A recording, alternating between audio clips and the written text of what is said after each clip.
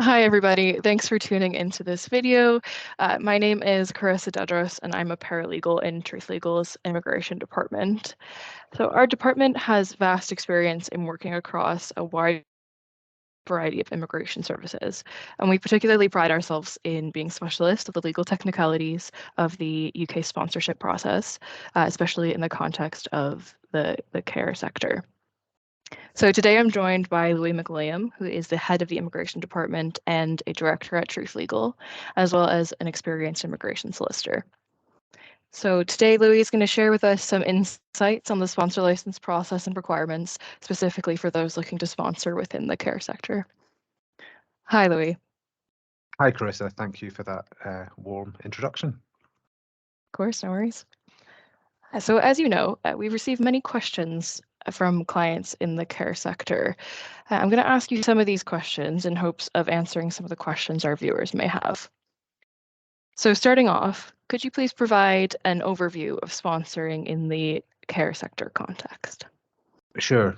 Okay, so it was only until fairly recently that care workers could be sponsored at all.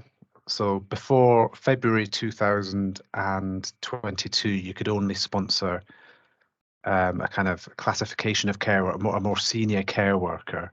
So you couldn't sponsor normal care workers. That changed in February when they were added to the shortage occupation list.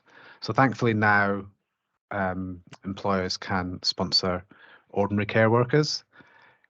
Care workers added to the shortage occupation list also meant that they had reduced visa fees, which I think we might come on to in a moment. So basically, you can now sponsor a care worker just as you can any other kind of so-called skilled worker. You need a sponsor license. You need specifically one called a skilled worker sponsor license. And when you get that license, you can then sponsor individuals, and you need something called a certificate of sponsorship to sponsor each individual care worker. Okay, great. Thank you. So costs are a popular topic for questions, and of course, it's one of the biggest considerations for those looking to apply for a sponsor license. So on that topic, how much does the employer have to pay the care worker? Okay, so the issue of minimum pay can get a little bit complicated, but basically you have to be guaranteeing your care worker at least 20,480. So that's correct at the time that we're speaking now. The government's going to raise the minimum wage in April to £10.40 something in April 2023. So it will increase, but for the time being, you have to guarantee 20,480 per year. And in addition to that, you can't pay an hourly rate of less than £10.10 an hour. So if you do the maths, if you were to only pay someone £10.10 an hour, you'd have to guarantee them 39 hours a week in order to be hitting that 20,480 minimum, if that makes sense. Great, thank you for the breakdown. So in terms of the sponsorship itself, is there a cost for that? How much will that cost the employer? Okay, yeah, there are a few costs. So the sponsor, the organization itself, will have to apply for a sponsor license, and that fee will vary depending on whether the organization is a small company or a medium large one. But if you're a small business, or if you're defined as a small business, then the fee is £536 for the license. Otherwise, if you're medium or large, it's 1,476. So that's to get your license. And then, like I said, for each person you sponsor, you'll need a certificate of sponsorship, and that is £199. So that's a one-off fee for that certificate, which you'll need per person. But then actually the bigger fee is this immigration skills charge. Now that's quite significant. That's £364 per person per year if you're a small business. If you're a medium or large business, it jumps significantly to £1,000 per person per year. Sometimes the employer can be exempt, so not have to pay that skills charge. And the most common way is if the individual that you're sponsoring is here on a student visa. So if the person's on a student visa and you want them to work for you in a sponsored role, then they exempt you from having to pay that skills charge. So always good to get the students in. Yes, it does sound like it. All right, so in terms of the care worker themselves, are there any costs that they need to be aware of?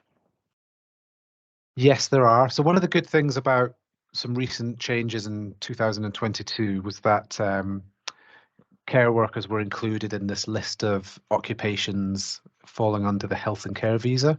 So the health and care visa is a particular subcategory of the skilled worker visa, and it means that you get certain benefits for both the employer and the individual. Mostly it's for the individual. So the individual would normally, if you applied for a skilled worker visa, you have to pay this quite substantial immigration health surcharge, which is £624 per year. But for a care worker, they're normally going to be exempt from this, so that's zero. And you normally have reduced visa fees as well. So if you want a visa up to 3 years, it's 247. For longer than 3 years, it's 479. So that's quite a bit less than would be the case if you weren't falling under this health and care visa. Okay. So moving on to the process, how long does the sponsor license application process usually take?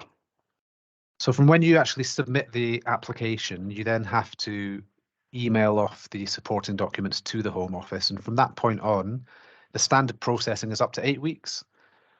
If the Home Office do something called a compliance check, so if they quite often, particularly for care providers, the Home Office will make further inquiries to check that you have appropriate HR systems in place to comply with the sponsor duties. If they ask for this kind of information, it will take a lot longer to get your decision. You could add a couple of months onto the process. You can pay for priority processing.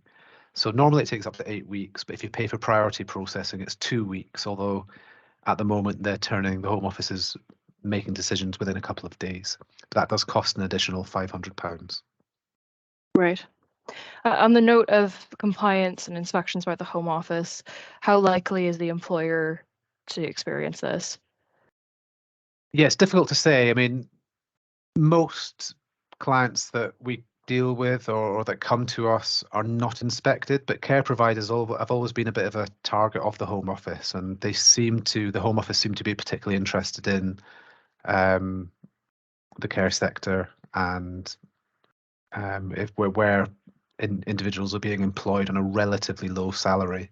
So there's always a sort of significant chance if you're in the care sector. Okay, something to definitely be aware of then. Hmm. Would you say an employer needs to have a lawyer in order to successfully apply for a sponsor license? Okay, I will say there's like you've got two options, and you can do it yourself. If you're going to do it yourself, you do need to have a pretty good attention to detail. The Home Office do not make sponsorship easy. So there's a lot of information out there, but it's buried in really dense guidance. So I think there's about 5 87-page guidance documents that, strictly speaking, you're meant to read. You do need to have some kind of genuine understanding of how sponsorship works. So that you can actually make a successful sponsor license application, because if you get refused, you get a 6-month ban on reapplying. But also, even if you get a license but you don't really understand what's going on, you'll find that you may have problems further down the line when, for example, if the Home Office decide to inspect you maybe in a few years' time. If you've not been doing things correctly, you can come into trouble there, and at worst, you can have your license revoked. So it can be worth getting legal support, both so you get the application right, but so you kind of understand the bigger picture of how sponsorship works. Okay. So for the care worker, moving on here, what visa requirements do they have to meet? Okay, so I would say that in terms of the visa requirements, so this is for the individual applying, the care worker applying for their visa to come to the UK, it's 95% about getting this sponsorship in place from the employer. The actual visa application is pretty straightforward. There's just a couple of important documents that you will need, or bits of evidence. First of all, you have to satisfy the English language requirement. There's different ways of meeting that the English language requirement. It's at level B, so Bravo 1. If you're from a majority, what the Home Office recognised as a majority English-speaking country, then you automatically meet the requirement. So I know you're Canadian, so you would automatically meet that requirement. However, if you're not from one of those countries, then you'll have to meet it some other way. If you happen to have a degree taught in English, then you can satisfy the requirement with your degree. But otherwise, for most people, they're going to have to take an approved English language test from an approved test centre. So that's English language. And then a couple of other things. You have to have a criminal records certificate in respect if you're coming here as a care worker or a senior care worker. Relatively easy to get. There's information on the Home Office website. That certificate's only valid for 6 months. And then the other one is if you're from certain countries, you'll need a TB test. So check whether you'll need a TB test. And that's pretty much it. Obviously, you need a passport as well to travel. Okay, great. So if anyone watching is interested in finding out more about the sponsorship of care workers, where do you recommend that they look for this?